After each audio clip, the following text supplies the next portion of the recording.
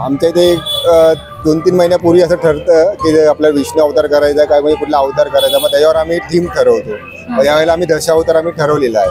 Okay. आणि त्यावरती तुम्ही ही सगळी कॉन्सेप्ट रेडी केलेली आहे. आम्ही ते विष्णू अवतार जे आम्ही ठरवलेलं की विष्णू अवतारामध्ये मध्ये आम्ही बोललो शेषनागाच्या आतमध्ये बसलेली मूर्ती बनवायची. त्या हिशोबाने आम्ही मूर्ती बनवली आणि त्या पुढे मग सीन त्या दशावताराचा चालू केला म्हणजे बनवला. आगमन सोहळा म्हणजे आमचा गल्लीतच गणपती बनलेला आम्ही. म्हणजे जागेवरच गणपती बनवला होता आम्ही. आगमन सोहळा नव्हता झाला. बाकीच्या गल्लीमध्ये आता सीन बोलतात ना चलचित्र बंद केलेले आहेत, पण आमच्याकडे जे पहिल्यापासून चालू आहे तेच आमच्याकडे पहिल्यापासून आता म्हणजे जे 41 वर्षामध्ये चालू होतं तेच आमच्याकडे चालू आहे कंटिन्यू. बाकीच्याकडे आता काय बोलतात ते फक्त गणपती आणि डेकोरेशन करतात. आम्ही म्हटलं एक काय बोलतात ना सामाजिक राबवायच्या हिशोबाने आम्ही ते जे पुरातन काळातले ज्यांना माहिती जे नवीन पिढी येते त्यांना माहिती नसेल त्यांच्यासाठी लहान मुलं त्यांच्यासाठी काहीतरी नवीन दाखवण्यासाठी आम्ही चालू ठेवलेलं आहे तेच.